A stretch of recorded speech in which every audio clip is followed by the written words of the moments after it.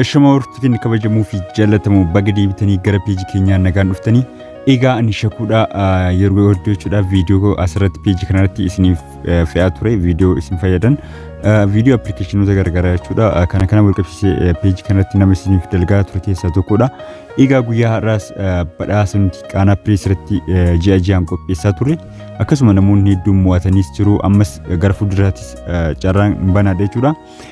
Carraa kana ammoo jijjiirree jirra namoonni hedduun ammoo haalitti galmaahan nuuf hin galle akkamitti galmuufna namoonni jettan jechuudha.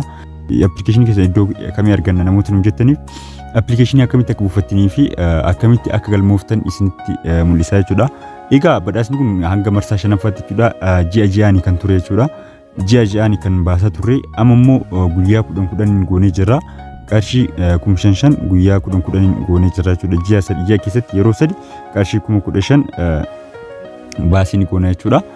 Nama tokkoof qarshii 5,000 jechuudha kan badhaasnu abbaa caalaa baay'ee salphaadha.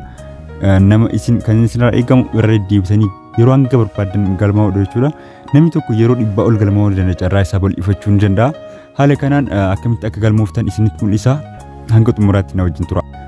Dursa appilikeeshinii Play Store namni hundinuu silkii irraa ni qaba. As keessa buufannaa jechuudha appilikeeshinicha.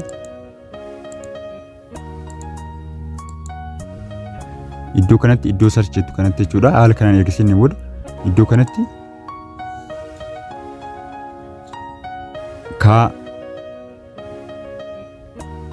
kana press jennee barreessinaa jechuudha. Kana press erga jennee barreessinee booda kunoo inni dhufa jechuudha appilikeeshinii asirratti nu baasa jechuudha. Isuma kana search goonaa jechuudha. Yeroo haala kanaan search goon kunoo logoon isin Facebook page keenyatti beektan sun kan website keenyaa jechuudha. Kunoo haala kanaan nuuf baha jechuudha. Haala kanaan nuuf baha amma asuma tuuneeti install godhannaa jechuudha gara silkii keenyaa gara mobaayilii keenyaa install godhannaa jechuudha. Baay'ee salphaadha jechuudha itti fayyadamaaf haala baay'ee salphaadha isinitti agarsiisa jechuudha. Silkiin appilikeeshiniin kun meegaabaayitii 3 qofa jechuudha waan silkii keessan biizii isin jala godhu tokkos hin qabu jechuudha. Baay'ee appilikeeshinii xiqqaadha meegaabaayitii 3 qofaadha jechuudha. Amma kun install goonee jirra. Dursa isin install waan godhee qabuuf isinitti agarsiisuuf install godheetanii irra deebi'ee install godhaa gochuutti jira jechuudha. So amma open goonaa jechuudha. Kina open yeroo goonu haala kanaan nuuf bana. Baay'ee salphaadha. Allaa hojjenna. Appilikeeshinii kana keessatti badhaasa guyyaa 10 carraa 5,000 bahutu jira. Akkasumas odeeffannoo gabaa gurraacha black market jechuudha. Akkasumas oolmaa sharafa baankiidhaan gatii tikeetii fi xayyaara oduu gabaa oduu warqii jechuudha gabaa warqii gatii warqii akkasumas appilikeeshinii free ta'an kan Play Store keessatti hin argamne as keessanii argattu kan bilistan jechuudha. Akkasumas oduu seenaa waa'ee embaasii biyyaa garagaraa tajaajila kaargoo miidhaginaa fi wantoota garagaraa ni argattu. Appilikeeshinii baay'ee isin fayyadudha. Amma seenaatii buufadha. Wantoota garagaraatu as keessatti argama jechuudha appilikeeshinii kana keessatti.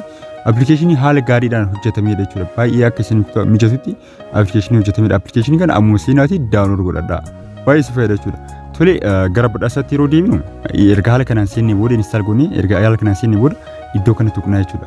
Iddoo tuqaa 3 kana tuqnaa jechuudha iddoo meenuu kana. Iddoo kana yeroo ta'u kun dursarratti wheel lottery isa jedhu kana jira. Wheel lottery kana tuqna. Kunoo akkuma sitti argitan jechuudha erga haala kanaan nuuf bane booda galmaa badhaafamaa jedha qarshii 5,000. Badhaasni kun marsaa kanatti birrii 5,000 yoo ta'u guyyaa 10 kan bahudha. Irra deddeebi'aa galmaa carraa keessan bal'ifadhaa carraa gaarii isin hawwina jedha.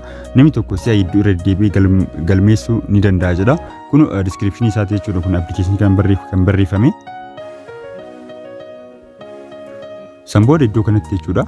Iddoo kanatti maqaa keessan kan galmeessitanii asitti amma fakkeenyaaf ani maqaa kiyya galmeessaa jechuudha.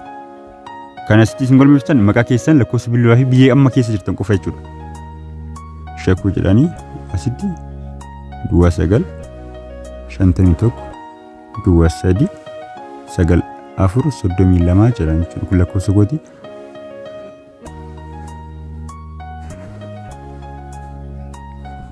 Baay'ee salphaadha jechuudha haalli itti fayyadama isaa. Biyya amma jirtan ani Itoophiyaa keessa jiraadhu Itoophiyaa jiraan. Kunoo haala kanaan. Sanbooda submit goona jechuudha as gabbaa iddoo kanatti jechuudha submit goona. galmooftanii jirtu amma deddeebi'aa galmaa'edha. Ammas iddoo bulee kana tuqna jechuudha. Iddoo magariisa kana iddoo halluu bulee qabu kana tuqna jechuudha. Ammas deddeebitanii yeroo barbaadan haala kanaan galmaa'uu dandeettan jechuudha. Baay'ee salphaadha. Lakkoofsa bilbilaa